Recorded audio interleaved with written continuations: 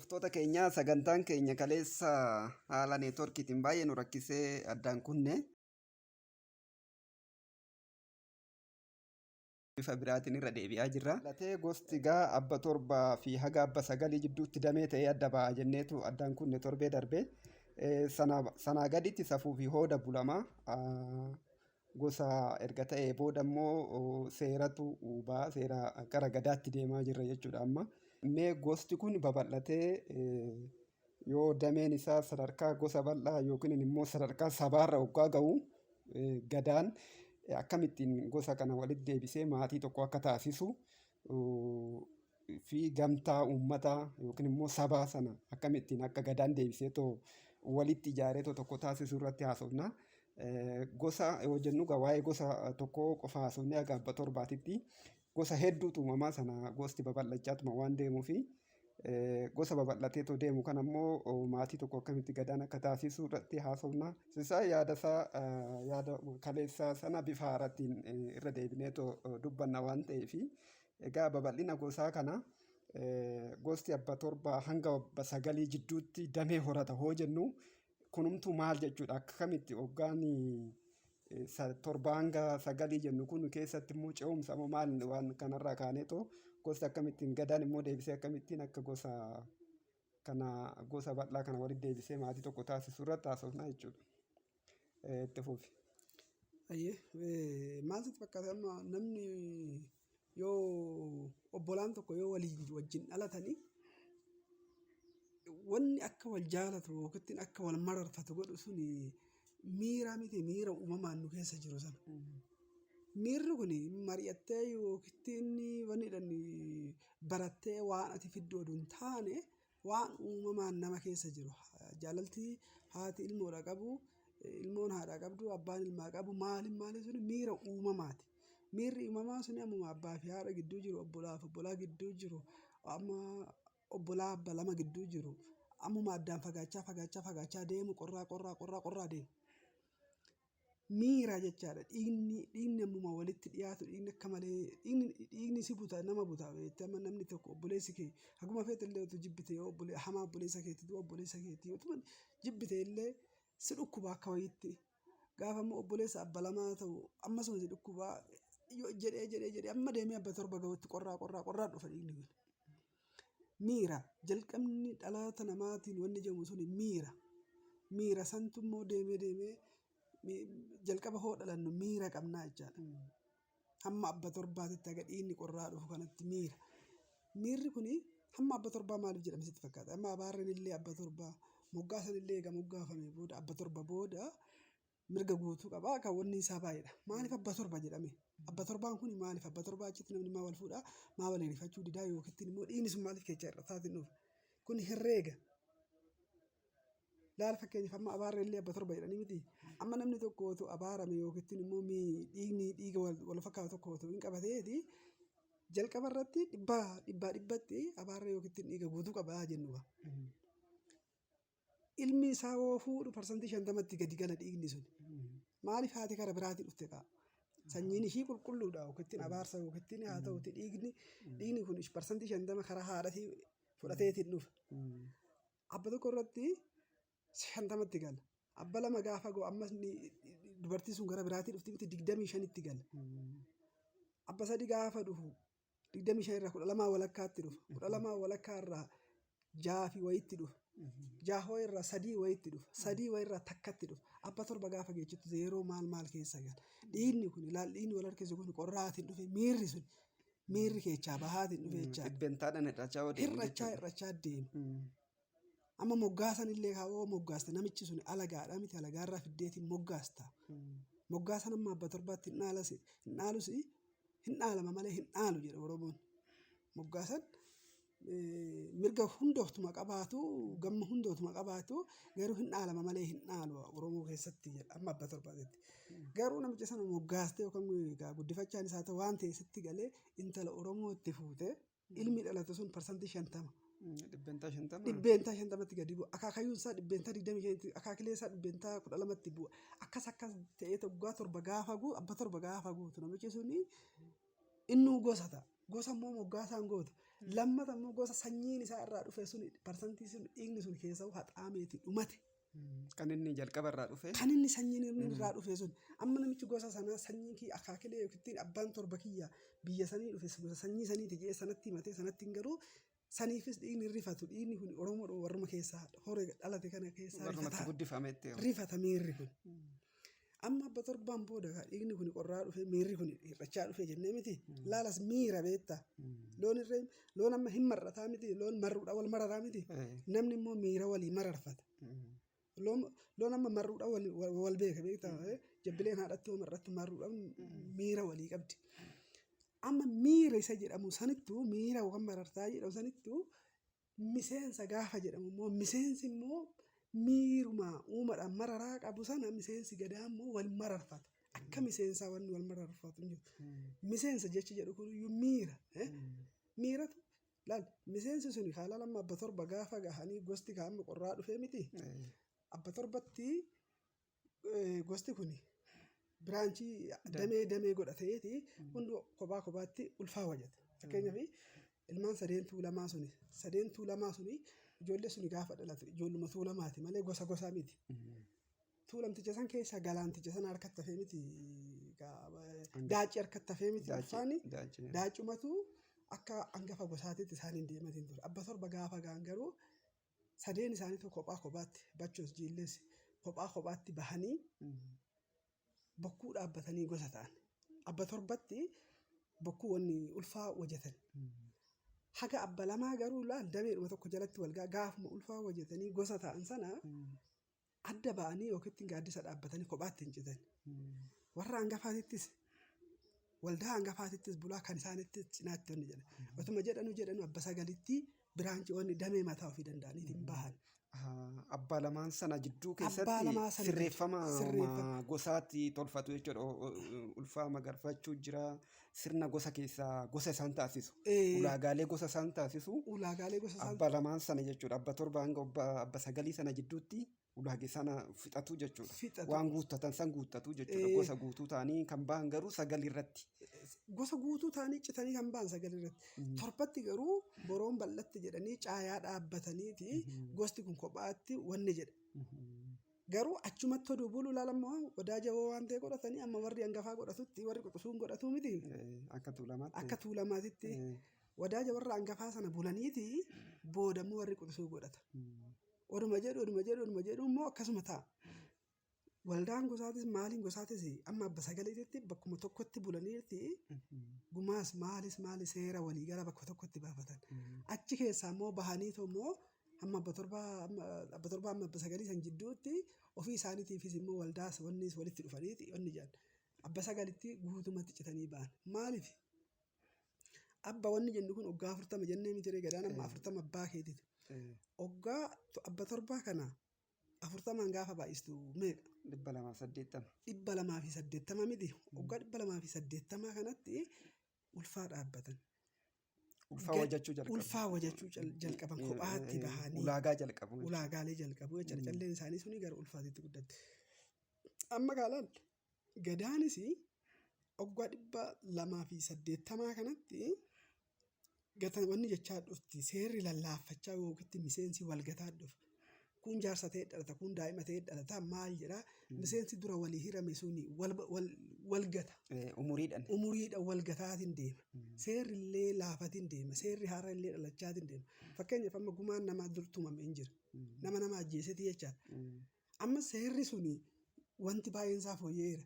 Maaliif gaariitu nama ajjeesa, motoraan nama ajjeesa, makiinatu nama ajjeesa. Karaa baay'eedhaan lubbuu namaa bada. Durri ittuma yaadee yookiin diina se'ee waraanee wal lolee wal ajjeesa harka isaatitu kallattiidhaan godha waan sanaaf seerri sun tumame. Har'a garuu seerri sun jijjiirame umuriin namaatillee jijjiiramuu danda'a. Wantoonni baay'een haalli jireenyaa jijjiiramuu danda'a. Haalli qilleensaa jijjiiramuu danda'a. Waggaa 280 kana keessatti wantoonni baay'een seerumti uumamaa kunuyyuu yeroon illee barri illee jechaadha. Fakkeenyaaf amma nuumtu umurii keenya keessatti kan agarre manaan dur turee ga'u har'a dafee ga'a. Haalli qilleensaa kan dur wanni jiru hin jijjiiramu. Kanaafuu waan sana walitti fiduudhaaf dirqama maal goota seete seerri haaraan bahuu qaba. Amma waggaa 280 sana keessatti seerri kun akka gatantaru waan beekaniif gadaa walitti deebiteeti akka gadaan haaraan dhalattu akka seerri haaraan dhalatu. Gaduma jiru irratti Gaduma jirtu sunti walitti dacha'ee gadaan shanan iyyuu heera baasa. Akka amma seera dhallu ilman dhallu akka jedhan sana seera sana baasanii gaafa sanarraa jalqabanii gaafa waggaa 280 sanarraa jalqabanii maal godhu seeratu gaafa sana ijoolleen gaafa sana dhalatte bara gadaa sanaa dhalatte amma waggaa 8 dhalatte itti makoo irratti yookiin ittiin dabballe jedha warri Booranaa eejii sana keessatti umurii sana keessatti taakka jettee akka gadaa dabballummaa sana shaakaltu. Waggaa 8 booda immoo suni gara itti makootitti dabballeetti ol guddattii miti sun immoo jalaa ol dhufa. Warri seera duraanii suni akkuma seera sana qabatetti gadaa moofaa sanaan deemanii waggaa 80tti gadaa wajjin waggaa keechaa ba'an kunis dhufeeti waggaa 80tti moote. 280 kana gaafa 80tti dabaltu 360 ta'u. 80 akaakayyuudha watti dabaltan akaakayyuu. 360 ta'a. 360 kana keessatti galaalee achiis gosti 9 taati. Gostis citee biraanchii damee biraatitti adda ba'ee asiis gadaan haarome. Miirri wal marartaa gosaa sunis gostis deebi'ee haarome. Gadaanis deebi'ee haarome. Seerri isaatis xuruurfame gadaa moofaa suni. Laal warra duraan seera dulloomaa sanaan deemanii seera amma dhalate kanatti buliin jettuun. Isaan kanuma isaanii qabatan. Dhaloonni immoo seera haaraa dhalate kana itti dhalachaatuma deema. Maaliif seete? Namuyyuu seera isaa kan itti dhalate sana manguddoo nama waan dargaggeessi jedhuun hin jaalatan. Dargaggeessi waan manguddoon jettu waan barri fide hin jaalatu. So sanas hin dhiibdu waan manguddoon jaalattu saanumaaf dhiista. Waan dhaloonni ammaa jaalatu dhalootumaaf dhiista. Akkasitti Oromoo wal jalaa laal wal jalaa hunduu waanuma isaa ta'uuf moofaa jalaa baasa. Akkasitti gadaan kun gaafa haaromu amma gosti gosa jechuun amma 7 fi amma 9 jechuun nama bal'aadha miti biyya bal'aadha. Biyya bal'aa ta'e. Biyya bal'aa sana keessatti gaalaal miseensi 5 immoo jira. Bara umuriitiin kan namee miti ree malaal garaan ijoollee bara gadaa kana amma gadaa ittaanu itti dhalattu waggaa 8 miseensummaan kennan ammas gadaa ittaanu miseensummaan kennan hunduu miseensummaan kennan maaliif gosa tokko keessatti barma gadaa tokko keessa dhalata namni bara baraanuu nama dhalata miti hunduu ammuma sana gaduma sana keessatti hiree walii kennaatiin deema. Kanaaf gadaa gosa tokko keessa miseensi 5 jira jechaadha. Miseensi 5 jira jechaadha. Miseensi gadaa 5. Miseensi gadaa 5 iyyuu. Maaliif ilmaan abbaa tokkootti illee taate obbolaan illee taate miseensa garaagaraa keessa jiraachuu dandeessi. Gosa tokko keessa mukaan gosa dhiisiti warruma maatii tokko keessa ta'e tokko birmajii ta'e tokko roobalee ta'e tokko meelbaa ta'e tokko halchisa ta'e miseensi garaagaraa hin jiraata. Laal asitti gosaan dhiigummaan tokko miseensan immoo garaagara. Gosa biraa keessas gaafa dhaqxe immoo akkasumatti jira. Sigalee amma gosoonni addaan ciccitanii kaama gosa bal'aa ta'anii kun Arsii kun Boorana kun Macca kun Ituu kun Raayyaa ta'e suni hunduu jiranii miree hambi suni garuu dhufteen isaanii bakka tokko warra sanatu immoo deebi'ee miseensa tokko miseensan hiramee ture hunduu bara dhaloota isaati. Gaafa gadaatitti walitti dhufu immoo gaalaal miseensa kun qixxee irratti walitti dhufaa baate irratti walitti dhufaa. Bakka garaagaraatti bakki isaan itti walitti dhufanii waa waliin godhatan gaari. Miseensi kuni miiruma dhiigummaa sana walii horata. Maaliif waadaa takka waliin qabu, waddecha tokko waliin qabu, alangee takka waliin qabu, wanni isaa waliin godhan, wanni isaa waliin nyaatan, gammi isaanii kennamu, barri isaanii kennamu. Eebbi isaan eebbifatanii bara isaanii sana keessallee isaanii wanni jiru kan isaaniiti. Fakkeenyaaf amma bara gadaa akkasii jedhanii miti. Waan barri sana keessallee ta'u bara gadaa kiyyaa jedhee akka wanni tokkotti ilaala waan ta'e eenyuma caala wal mararaka. Maal jechuudha? Oromoon ardii kanarra jiru hundi isaa kan miseensa tokko ta'e akka ija tokkotti wallaala. Amma argaa kan gosaa sana miira gosaa sana keessaa ba'ee miseensummaa gadaa sana bira ga'ee jechaadha. Kanaaf miseensummaa gadaa sana bira gaafa ga'u gadaa 5 iyyuu hunduu miseensa keessa jira siin jennee miti. Gadaan tun immoo hangafaa quxisuu qabdi abbaa ilma qabdi. Miti akkuma amma gaafa mana keessa hoo jiru gadaan bu'uurri ishii seerri ishii mana dhaloota inni miti dhaloota mana keessa gaafa jirtu maaltu jira namuma 5tu jira akka Oromootitti ati ofii keetii jirta haa jennu quba 5 kana keessaa quba dheeraa kana haa fudhannu. Isa ana jedhiiti fudhadhu. Quba dheerticha kana. Quba gidduudha kana. Quba dheeraa gudduu kana. Ka karaa bitaatiin itti aanee jiru hangafa kee quxisuudha jedhii fudhu. Ka gara mirgaatiin itti aanee jiru hangafa kee obboleessa kee hangafa jedhiiti. Hangafaaf quxisuus itti aananii jiran ati jidduu jirta. Ishee quba xiqqoo tana ilmoodha. Namni ilmootti si oolu yookiinis ilmoodha godhachuu naftu ilmootti si oolutu jira. Inni guddichi kun immoo kan abbaatti si oolutu jira. Abbuudduun kun. Akaakayyuu malee wanni as keessaa dhabamee jira amma wanni miseensa dhiiraa keessa akaakayyuun obboleessaa jedhan akaakayyuu akka obboleessaa itti ilaalta maaliif gadaa fi akkoo fi akaakayyuu. Akkoon fi akaakayyuun.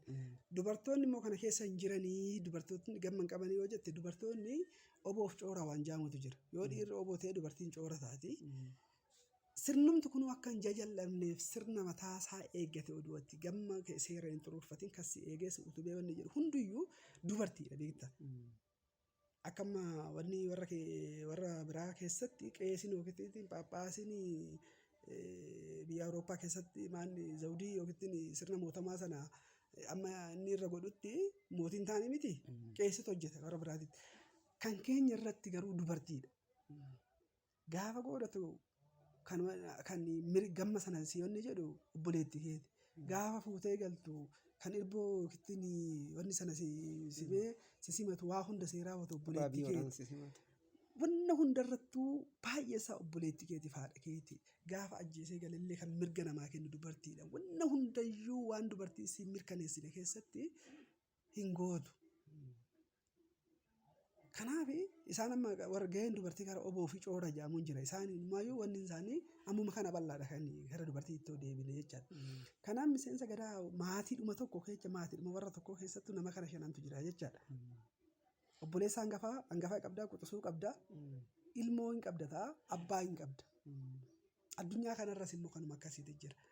Gosa keessa soo deemte kan abbaatti si oolu jira, kan obboleessatti si oolu jira, kan ilmootti si oolutu jira. Hundaa safuu kanaan akkuma ilmoo keessa feeffatti ilmoo kan ilmootti si oolu safeeffatu. Kan akka hammuma mana kee keessatti abbaatti si oolu safeeffattu obbolee abbaa kee kan gosa keessa jiru akkittuma abbaa kee kabaju isallee kabaja. Bifa sanaani jechaadha gadaa amma gosa keessa galutti gosaa gaditti gaama safuudhaan bullaa jenna.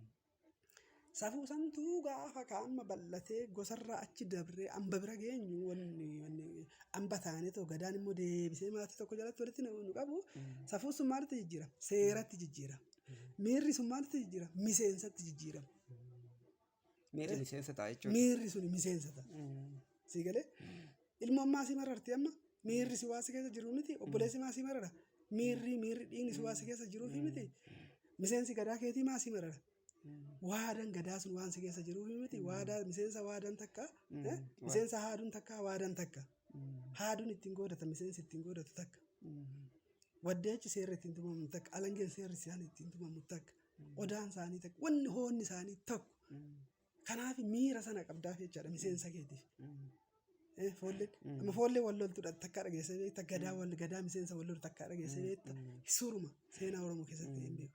Walaannaa wal arrabsataa walitti wanni jecha jedhata. Walaannaa jechuun warra walitti taanu kan ati baallii kennituuf kan baallii sirraa fudhatuufi kan ati immoo atis baallii irraa fudhattu warra walitti taananii jechaadha. Hangafaa fi quxisuu jechaadha. Ijoolleen hangafaa fi walirratti dhalatte yeroo baay'ee wal jala dhaabbatti beekta. Maaliif hangafummaadhaan isaatu sirraa fudhate kaawwanni harma sirraa fudhataa jaalala sirraa fudhataa maaloo inni jedha. Quxisuun hangafni quxisuu irratti dhalate hin jaalatu. Kan immoo gidduu jiru isa hangafa lammataa isa sana immoo wal jaalata. Hangafni kee amma si jibbeeti kasirratti dhalate sana hin jaalata. Inni sun immoo kan tokko jidduutti dhiisanii bara gadaa tokkoon wal dura jiranii qadaadduu walii ta'an akka abbaaf ilmaati jechaadha. Gadaan amma walaannaa fi qadaadduu qabdi. Walaannaa lamaan walaannaa duraa duubaa qadaadduu duraa duubaa qadaadduu jechuun walaannaa duraa duubaa jechuun warra walitti taananii kan aangoo walirraa fudhatan kanaa jechaadha miseensa walirraa fudhatan kanaa jechaadha. Qadaadduu duraa duubaa jechuun immoo qadaada jechaadha. Haadaaf qadaada jedhanii miti. Haadaaf qadaada amma fakkeenyaaf okolee irratti waan qadaadni hoo jiraate malee miidhagdi. Qadaadduu jechuun qadaada waan sanaati jechuudha. Fakkeenyaaf amma gadaan godhatu foolleen qadaadduudha miti. Foolleen gammarraa baasti korma kuffistii fi waa hunda gootiif qadaadduu isaati. warri immoo abboota isaanii taanoo Seera abbaa ta'e. hirkooti. Gaafa godhatan isaan hirkisanii gaafa isaan wanni jaan seera tumanii fi Caffeetti seera. wanta hundaa isaanii mari'atan abboonni isaanii sun abbaa hirkooti jechaadha. Qadaaddu isaaniiti. Tokko akka abbaatitti qadaadduudha. Tokko immoo akka ilmaatitti qadaadduudha jechaadha. Ilma kee inni ergatta abbaa kee immoo itti hirkatta. Kanaaf walaannaa jechuun hangafa warra walitti aananii walaannaa jechuun oppoozitiidha. Abbaa fi qadadduu jechuun immoo haadhaaf qadaada akka jechuuti. Kanaaf amma bifa kanaan amma gadaanni deebisee Oromoo kana guutuu akkuma maatiin utubaa jalatti wal ga'ee akkasitti miira tokko wal jaalatee wal safeeffatee wajjin bulu sana gadaan illee akkasitti Oromoo kana wal tokko godhee wal jaalachiisa. Akka maatii tokkootti deebisee galchaa jechuudha. Miseensummaadha. Kanaaf amma gadaa keessatti namni amma waan Oromoo gosummaatti gadi hin deebisina maalitti gadi yoo gosni hin jiraanne Gosatti gadi hin deebisina kan jedhan. kan jedhan warra gosa hin qabne gaashiin kun amma laal balaltuu fi akkasuma ilmaan barandaa yookaan bakka ta'etti waanuma tokko kan hin qabne maaliif warri waan kana hin barbaanne waa'ee gosaa dhaga'uu hin barbaanne warra Oromoo kan akkasumatti wacumaan qofa itti fayyadamee aangoodhaan saamuu barbaadu yookiin nama barate ta'ee waan ta'een maasifiidhaan individualizimii sanitti deebisee dhuunfatitti deebisee bazaabasuu barbaadudha malee Oromoo ta'ee namni sanyii dhabe namni gosa dhabe hin jiru. Gosa san keessatti immoo gosti hangafaa quxisuudhaan walii hin beekne hin jirtu Oromoo keessatti. Biyya feete as dhiistee Oromoon as jiruu fi Oromoo Yuugaandaa jiru oduu jiraate gosa walii walitti himatee hangafni isaa kam akka ta'e wal beeka. Kanaaf Oromoo yoo eebbifatu filatee wal eebbisa ati na eebbisistu narra jaarsa ati na eebbisistu narra quxisuudha jedhee waliin eebbisa. Hangafa isaanii san tuulamni jira machi jira. Itu jira umbanni jira jedheeti hangafaa quxisuudha waliin. Macaa xiqqaallee yoo ta'e yoo booranni jiraate isatu jaarsaa hangafee eebbisa. Maaliif akkasuma hangafaa quxisuudha wal beekaa jechaadha. Gadaa keessattis gadaan jira jedhan. Gadaa sanas akkasitti gadaa sun akkasitti wanni walii hirti. Filannoo miti gaa. Miira laala akka miira amma filattee mararfattaare miseensa filatteeti miseensa godhatta. Akkasitti Oromoon kun gamma kana uumadhaan seera uumati sirna uumati walii hira. Warri immoo seera fi sirna malee gamma isaa malee akkasumattani waan Oromoo kana yookiin maquma Oromooti waa saamuu barbaada jedhu kun warra kana dhaga'uun barbaadan warri Tamaariif warri Amaari kun maaliif yookaan maqaa nama dooktara ta'eetiin yookaan maqaa waan ta'eetiin yookaan maqaa siyaasa tokkootiin filatamee arraba dheeratee gamma namaa fudhachuu barbaada dhugaa namaa fudhachuu barbaada. Hangafummaan filatameeti miti kan dhalate. Dhugaan filatteeti miti kan namaa kennitu. Dhugaan abbuma dhugaatiif kennamti. Haqni abbuma haqaatiif kennamti. Warri haqa hin barbaanne warri dhugaa namaa hin barbaanne warri gamma namaa akka gamma namaa nyaachuu barbaadu sun kana dhaga'uu hin barbaadan. Isaan hin hammatu waan ta'eef. Isaan hin hammatu haa. Kanaaf wanni Egaa waan baay'eedha akkuma jalqabarra jenne boroodha jalqabee hanga gosaatitti safuuf hooda bulaa safuuf hooda miira kana waan amma miira jennu kana jechuudha walumaa galatti achi booda gosti eega of danda'ee bokkuu fi yookiin ulfaa mataa isaa godhatee ba'ee booda gara miseensatti deema miseensa jechuun gadaa seene jechuudha seeratti seeraan bulee wal bulfataa jechuudha. Egaa kanarratti qadaadduu fi walaannaa waan jennu kun akka maatii tokko keessatti fakkeenyaaf maatii tokko keessatti abbaa obboleecha quxisuuf obboleecha hangafa akkasumas ilmoo jennee waan shanan kanaan bakka buusanii yoo ilaalle akka fakkeenyatti kaasuudhaafi kanaan bifa kanaan gadaan gosa bal'oo yookiin saba guutuu deebisee maatii tokko yookiin immoo utubaa takka jalatti galchaa jechuudha. Egaa kanumarraa yeroo darbirree ibsuuf yaalleerra waa'een gosaa kun yoggaa ka'uu namoonni akka qoqqooddiitti ilaalanii yookiin immoo hubannoo dhabuurraa wanti kun gosa jechuun yoo akkanumatti otoo gadaan hubatiin ilaalan wanna irraa oolee ol lakkaa'amudha. Sararuma ta'e ol lakkaawwatta fakkeenya abba torba ol lakkaawwatte oluma lakkaawwatta malee dagla isa cinaa jiru wanni hin jedhu vertikaalii gosti dhaabadha jechuudha. Gadaan immoo akka dagaleeti. Waan dhadhaabbate kana immoo gosoota jiran kana deebisee walitti kan dagaleessetoo sirneessee walitti maatii tokko godhu jechuudha. Yoo dhaaban hin jiraatin mana tokko fakkeenyaaf yoo fudhannee mana ijaaramu tokko fakkeenyaaf yoo fudhannee yoo dhaaban hin jiraatin wanni dagalfamu hin jiru jechuudha. Yoo dagaleen hin jiraatin immoo dhaaban suniin jijjigaa kobaasaa dhaabbatee soraa yookiin immoo baaxii san qabatee taa'uu hin danda'u.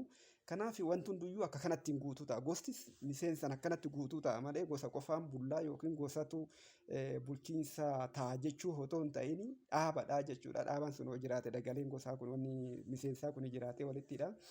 Akka kanattis akka fakkeenyaatti fudhachuu hin dandeenya.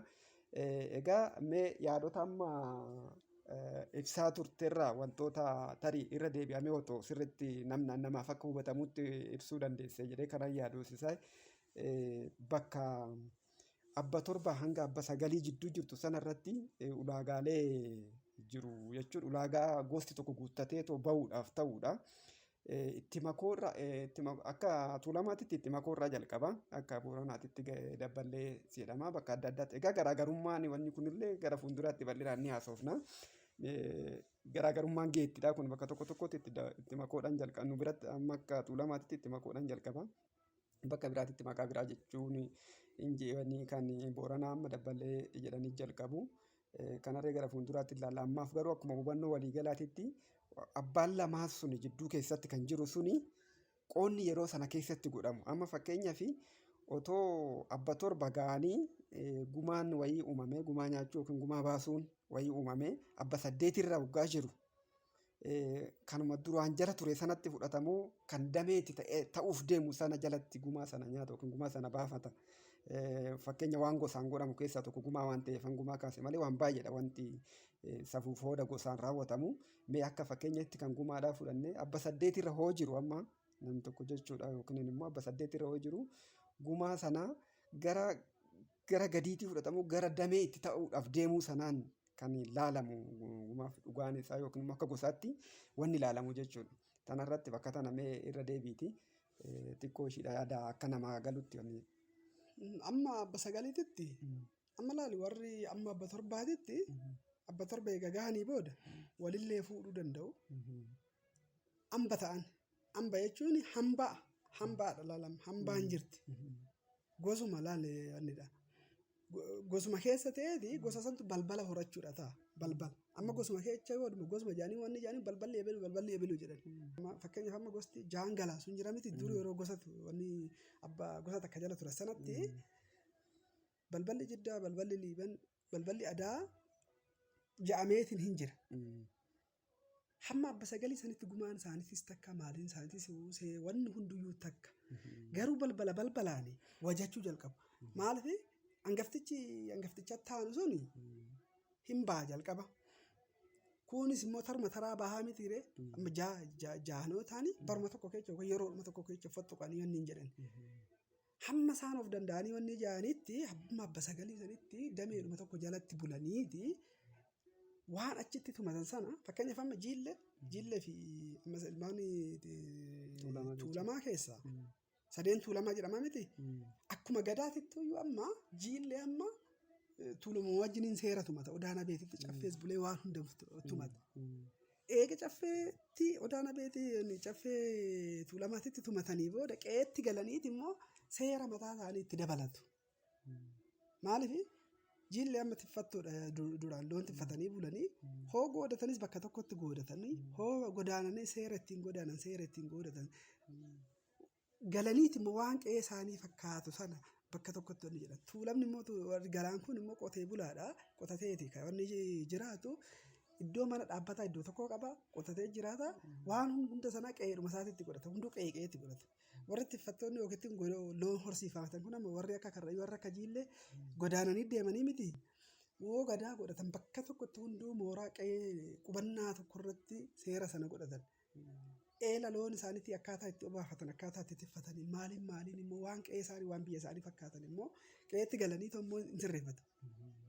Laal seera waliigalaa bakka tokkotti fudhatu waan immoo qe'ee isaaniitti fakkaatu immoo akka qe'ee isaaniitti tolfatu. Amma ilmaan sadeen Tuulamaa keessa jiillee tokko miti bachoos akkasuma caffee qaba kophaatti caffee maaraba. Odaa nabeetirraa egaa waraabbatanii galanii immoo seera itti dabalamuu qabu immoo waan biyya isaanii fakkaatu caffee maarabitti yookaan odaa isaaniitti immoo itti dabalatu. Isa guddaa sanarraa seera waraabbataniiti waan qe'ee isaanii fakkaatu immoo akkas godhan. Itti dabalatu.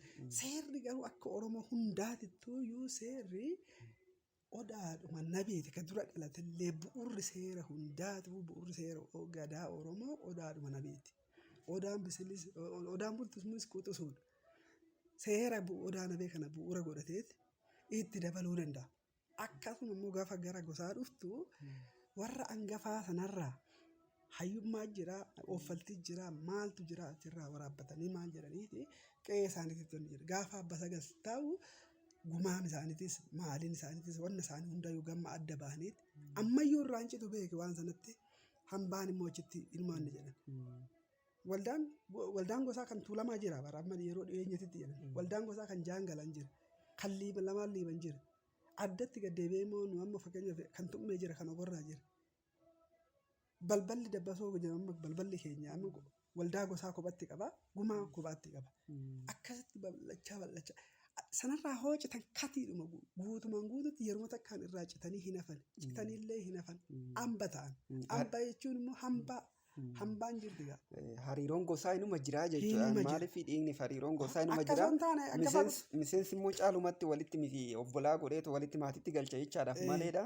Kanumti gosaatu caaseffamni yookiin iddilatiinsi gosaatu mataansaa akka walirraa affatutti miti kan caaseffame walirraa affata hoo jennu walirraa fageessee wal fuudhuu hin danda'a hamba ta'a jechaadhaaf malee miirri waluma keessa jira.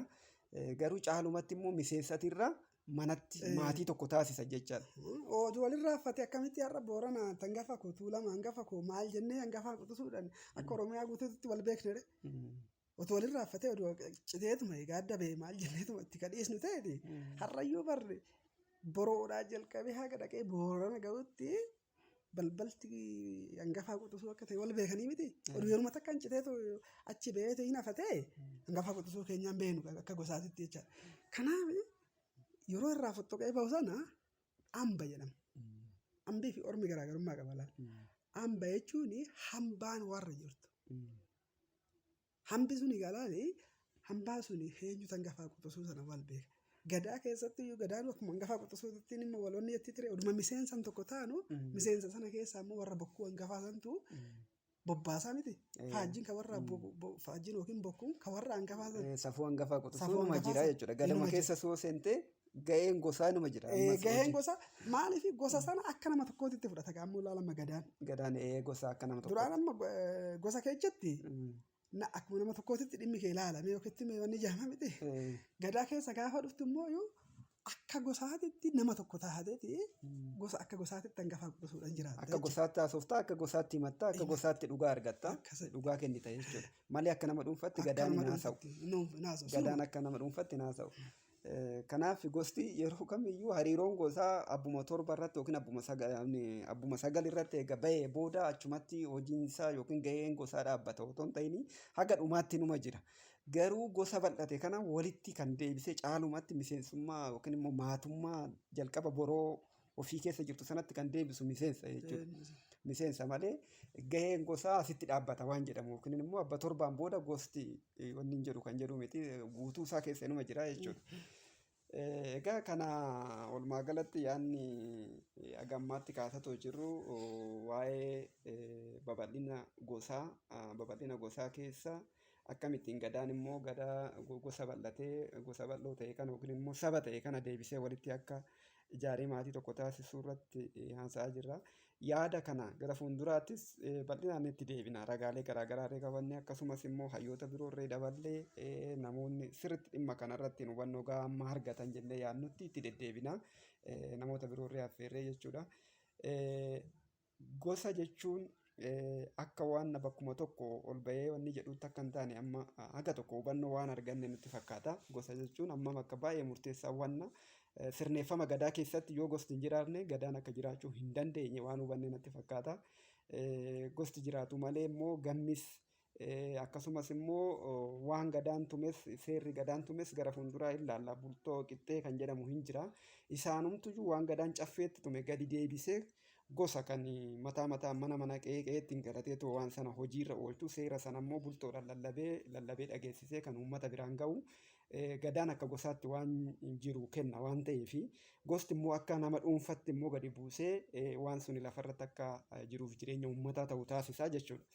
Gaheen isaa akkanatti walidhee wal keessa jira tokko tokkoon alatti ba'eetoo yookiin immoo gosti hin barbaachisu gadaan qofa nu barbaachisa hoo jennee hin jiru waan hin jirre haasofnaa jechuudha. Bakka gosti hin jirretti gadaa wanni jedhamu hin jiru waan ta'eef maalidhaan eenyudhaan hojiirra oolchaa seeraaf safuu baasisan yookiin immoo heera tume sanas haa ta'u waan silaa gadaan caffeetti teechetoo ni jette sana galee qe'eetti kan hojiirra oolchuu gadaadhuma sanummoo deebisee akka bobbaa'u akka immoo godaansuma sanuyyuu bokkuu qabateetu kan ba'u bokkuun immoo kan magarfamu immoo gosaanii yoo gosti hin jiranne bokkuunis hin jiru yookiin ulfaanis hin jiru jechuudha. Kanaafuu wanti hundi isaa akka kanatti walhidheetti wal keessa jira. Tokko tokkoon ala ta'ee to'annaa deemuu danda'u miti. Kanaagaa hamma ta'e guututti soo ta'uu baate hubannoo hamma tokko argattan jennee yaadna gara fuulduraa hubannoo guutuun akka argamu shakkiin qabnu. Egaa kanas isa yoo wanni hafee jiraate waa'ee kanarratti babal'insa gadaa gosaa kanarratti gadaan akkamitti akka miseensan walitti hidhee deebisee mana tokkotti galchuu irratti hanga sabaatti jechuudha. Gosti kun waggaa jennu gaabba torbaan booda gosuma jedhamee deema gosa bal'oo jedhamee taga gosa irra darbee hanga sabaa yookiin uummata gahaa jechuudha. Uummata Oromoo jennee amma uummata sanarra gahaa jechuudha. Egaa gosa kan jennu garuu akka ulaagaatitti abba sagal irratti waggaa 360 irratti kan waa hunda guuttatee ulaagaa hunda guuttatee bahu sanaa jechuudha gosa kan jennuuni. Achii booda kan jirus inni kan inni irraa ba'e sunis gosuma jedhama garuu gosa bal'aa jedhamee tonni jedha garuu akka ulaagaa gosaatitti kan gadaan gammaa fi seera dhangalaatiif itti kennee akka uummanni qe'eetti galatee wanni jedhu kan godhu gosuma abbaa sagal irratti bahu saniin kan jalqabaa namatti aanu sana jechuudha. Gosti kan gadaa wajjiniin hojii irra oolchu gosti sanaa olii bal'oonis inuma jira inni immoo hariiroo mataasaa akkamitti qabaate hanga sabaatitti jechuudha. Amma gosa abbaa sagalii hanga abbaa sagalii kanatu waa hunda achi keessatti hammatameetu kan waa'een ulfaatis waa'een gadaa godaansisuutis seerotiin caffeen tumtirree gaddeebisee waggaa gosatti kennu gosa amma abbaa sagalitti bahe hanjalqabaa namatti aanu sana isaan dura immoo hangafoonni gosoonni hangafoota sanaatii hin jiru. Isaan immoo hariiroon isaanii hanga sabaatitti qaban immoo seeraaf safuu yookiin immoo wantoota isaan karaa seera gadaatiinis karaa safuu fi hooda Oromoon uumama irratti hundaa'ee tolfate yookiin immoo uumama irratti hundaa'ee hoodeffatuun wal qabatu hedduun hin jiraatu gara fuulduraatti sanarratti reen ilaalla. Tarii akka hubannoo waliigalaa ta'uufitti mee gosa abbaa sagalii kan nutti aanu an jalqaba firoontirra kan jiru amma jalqabarra kan jiru an abbaa sagalii kana hangafni isaa immoo kan nuti irraa dhufne hin jira hangosti sun irraa dhufte hin jira hangosti hangafa sanaatti irraa dhufte hin jira akka akaakayyuu abaabayyuu jedhamee akka deemu kanatti hanga Oromoo jedhamutti jechuudha hanga saba guutuu amma Oromoo jedhamutti gosti akkasittiin inni jedhu isaan immoo akkamitti cheenii akkamiitiin caaseffama yookiin immoo sirneeffama akkamiitiin immoo miirri sun immoo hanga sabaatitti deema akka gosaatitti akka miseensatitti jenneerra akka gadaatitti shananuma kana shaniin ala umtu hin jiru. Oromoon miseensa shaniin ala umtu hin jiru. Shanan immoo qadaadduu fi walaannaa walii ta'u kun dura ibsineerra waan ta'eef akka miseensatti hubatamaadha rakkoon qabu.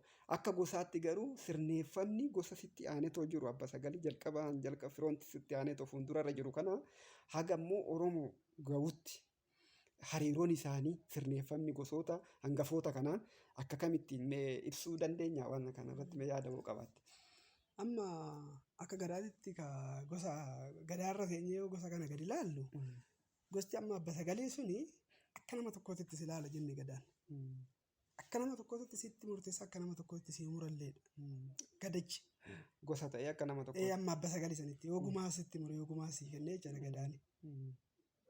Gadaan caffeetitti yoo ilaalle jechaadha. Inni keenya amma fakkeenyaaf amma gosa kiyya waan fudhadhe amma abba sagalii kan amma gumaa waliin nyaannu gumaa walii baasnu kuni dabbasoo jedhama. Dabbasoo kuni kan tummeeti. Tumme kan liibani. Liiban kan galaan kan daaci kan tuulame. Tuulamni kan booranaati. Booranni kan Oromooti.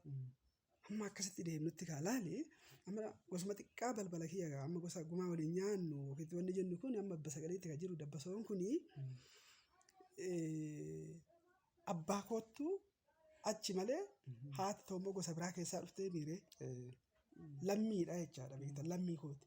Lammii jechuun maal jechuudha lama miila lamaan miti miila lamaan amma namni illee hoosii kakachiisu miila lamaan jilba lamaanuu naa kakatu jilba torbaan abba torbaan naaf kakatu miila lamaanii jedhan. Fakkeenyaaf amma Oromoo nama tokko shakke yoo si kakachiisu barbaade sii miti kakachiisu gosa warra keetiiti amma abba torbaanitti miila torbaan lakkaa. firri warri haadhatis haa dhufanii haa kakataniifi jedhaniin. Mucaan keenya kanan godhu namni keenya kanan goonu hojii keenyaa miti hojii isaatii miti haa kakataniifi jedhaniin. Maaliif miila ka miila lamaan malee dhalattaa abbaa fi haadha malee dhalattaa. Kanaafuu dhiigni kee achis asis hin jira jechaadha. Lama jechaadha. Lammiidhanii lammii jechuun yookiin kana qabaa jechaadha. Amma gosa xiqqaa kanarraa gosa gaafa inni jedhutti gosa bal'aadha. Kan itti aanu fakkeenya liiban.